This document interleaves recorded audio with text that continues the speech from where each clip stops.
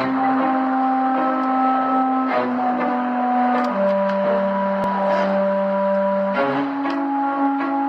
role po na oblak po para kapaligtaran sa akin. Hoy, ikaw. Nasaan ang mga tao dito? Hindi mo ba ako naririnig? Gumagawa ng masama, siga-siga. Ang sabi ko, nasaan ang mga tao dito? Si Oblak ay nambuhuli, nagnanakaw, pero naintindihan ko na si Oblak. Hoy! Kalma ko yan! Hoy! Balik mo sa akin yan! Gusto niya lang niya maging siga para hindi siya mamalitin.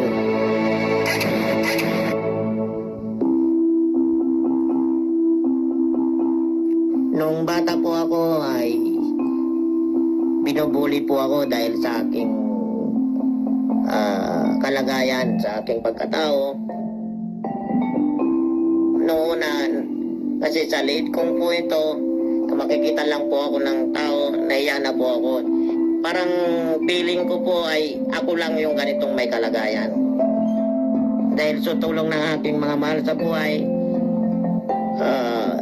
pinaano nila sa akin na hindi